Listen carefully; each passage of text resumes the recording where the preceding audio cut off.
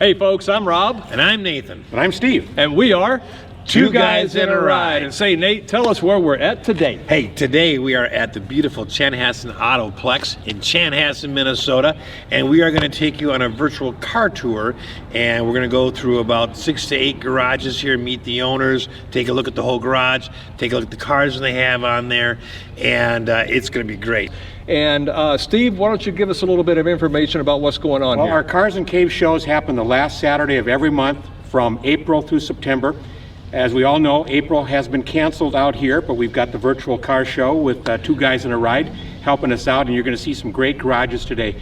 I might add that during our car shows, we always give back to the community.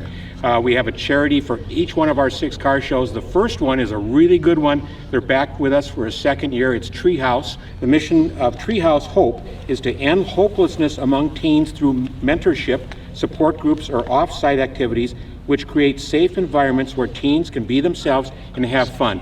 So there will be a link on the website to donate. Please donate generously. It's a great cause. We help a lot of teens, and so please donate. Thank you. All right, so what do you say, Steve and Nate? Oh, let's go for a ride. All right.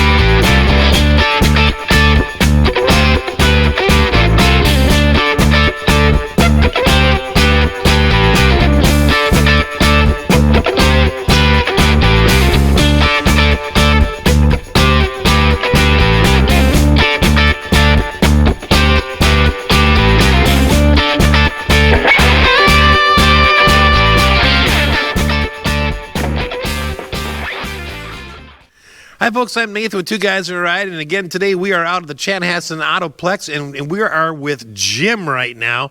Jim, thanks for letting us come in and take a tour of your garage and cars. Sure, you're no problem. Now, you have an absolutely beautiful garage here. One of the things I love every time I step in a garage is that it's different. Right. And it reflects the owner's personality a little bit. Right. So, you actually started out by owning a garage across the alley here and then traded up with another person here. So, when you moved in, there were a few things done, but tell us a little bit about what you've done in here. Well, when I bought it 5 years ago, I traded with another guy across the road there, and he was a mechanic, and the place was kind of rough, and it was, the loft was in, but nothing was finished off. So when I bought it, I did a lot of staining and woodwork, some of it myself, some with friends' help, and did all the moldings on the base and all that kind of stuff, and spent a long time just kind of fixing it up a lot nicer than it was. And I'm a retired antique dealer, so my theme is general store, and so you'll see antiques that I've collected over the years. To give it a different flavor than all the other garages. And that's one of the beautiful things. I mean, every garage reflects the owner's personality. Right. That's neat. Now, we'll get back to the garage in a minute, but I'm standing behind a beautiful, I believe it's a 1940 LaSalle. 1940 LaSalle. This is a street rod that's been modified. It has a Mustang 2 front end. It has a 350 Chevy with a 350 turbo transmission. It's got rack and pinion. It's got power windows. It's got air conditioning.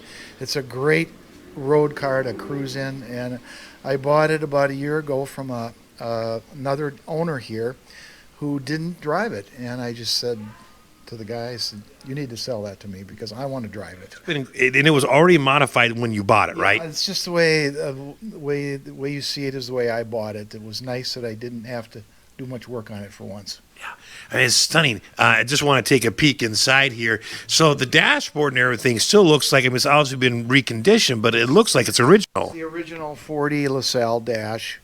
with a tilt column, and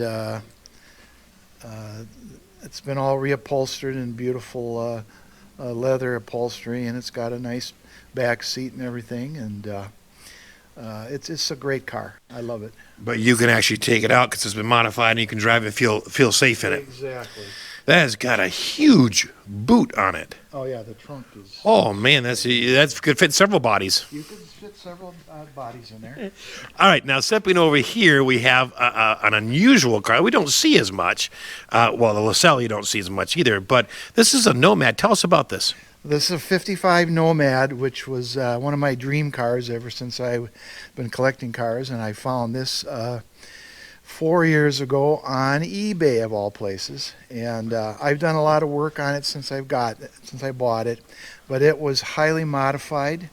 It's got a 58 Corvette rear section here with 58 Corvette taillights. It's the rear bumper's been removed. It has what they call the coves, 58 Corvette coves, on the doors, which have been modified, and also a 58 Corvette grille. And it's a two-tone orange and cream. And last year I was nominated for Minnesota Street Rod Association Custom of the Year. I didn't win, but that's okay because you got nominated. I was That's honored a big to honor. be nominated, and it's just been it's been a fun car to own because it's so unique. You notice my license plate, C1 Nomad, which that designates C1 for the first generation of the Corvette. Okay. So I thought that was an appropriate I like that. license plate. Okay, and then you've got a lift, and we've seen these in a couple of garages. Is it? I'm assuming it's hydraulic. Yeah, sure. Yeah, it's these are. A lot of guys have them. They're just wonderful for being able to make a two-car garage into a three-car garage. In my case, I could almost put another one over here, but I'm not going to. Yeah, you have almost enough space. Yeah. Okay, now up on top of the lift, you have an Audi R8. Yeah, 2012. It's a rare Audi in the respect that it's in a very unusual color. It was a special order. Okay. It's a V10. Which is the Lamborghini engine. It's a manual 6-speed, which is also quite rare. And it's a very unique color combination on the car. I bought it with 8,000 miles on it. Oh, wow. It's got 15,000 on it now, but we love to drive it in the summer, and it's a blast to drive. You know, when did you start realizing, or getting into cars? What made you want to collect cars? Oh, my gosh. When I was 10 years old, when they came up with the 57 Chevy, I was hooked right there. That was it. That started it. that was it. Man, those are beautiful cars. Now, your garage wall, as you said, your theme was kind of a general store thing. You used to be an antique collector, and we'll see some of those antiques in a minute. But so the signs, not the pictures, but the actual signs, those to me look like they're for the most part they are original. Well, it's called Petroliana, I guess is the right word. I would say not all of them are, no. I tried to get as many original ones as I could, but as the prices skyrocketed, I found that I could only, get so many real ones. So I have some are reproductions, but I have a lot of really good antique ones too. So it's just the reproduction ones have done their job to fill up my garage, and I like the way it looks. It looks great. I love it. Right along the mezzanine there, you've got them there, and then on the big support beams underneath the mezzanine as well. I love that. Let's step over here, and we have some of the antiques. Well, first, you have an antique cupboard or cabinet, okay? And, boy, Martin Sensor varnish. Senior. These are just old antique, cans and tins that I've collected over the years, and I like the bright, brilliant colors is what has drawn me whenever I buy something. Okay. It's a collectible. So. And you've got several model cars down in here as well. Yeah. Are these ones that you have purchased? Yeah, just ones that I've picked up over the years. Just Stepping on over here, we also have some awards that you have won at different shows. Right. Tell us a little bit about some of these. Mostly these are ones over the last 5 years. I had a lot of luck with awards back in the 80s when I was doing street rods back in those days, but these are all ones that I've won in the last 4 or 5 years with my cars going to car shows. Coming over here, the stand itself is an antique. It's a very old standard a sign that I bought at a flea market several years ago, and these are all original ones here that I've picked up over the years, and like this Empire, I just love that, the colors on that one. Mm-hmm. And then I love those huge thermometers. Would these have been sitting outside of a gas station or something? Probably, yeah, sure, yeah, okay, exactly. All right, and then coming back here, I notice you do have a sink downstairs. Yeah. That's the first time I've seen a sink, but I like that. Nice, quick, easy place to clean up. A lot of guys have their kitchens upstairs. I have mine down here. That's my little kitchen sink and my stove. Oh yeah, right. You got a stove and a microwave and your fridge right here. Yeah, which we have used quite frequently. Mm-hmm. And then over here you have some more, another antique display here. Anything in particular here that you'd like to point out? Well, one of the big things I've done over the years in my antique business, these are called Red Wing stoneware pieces, where they advertise them. And those are very popular, and I have only a few of them. At home, I have like 100 pieces at home, but only so many here. But those are my favorites. It's fun to look back at a little piece of history. Right. I like the dog. Yeah, we put that at car shows against a wheel, and the kids get a kick out of that. Yeah. All right. Can we step up to the mezzanine? Sure can, yeah. All right, so we are upstairs in Jim's mezzanine area here, and I like how it seems so large because it goes all the way to the front of the garage and then wraps away all the way to the side. So, like most other mezzanines, you got a bathroom located up here. TV, and a little place for lunch and couch. Yeah, it's got all the amenities of home. Yeah, it certainly does. And I've been noticing some of the antiques. You got what do you call that, a steamer chest? It's, right, an old, turned into a coffee table.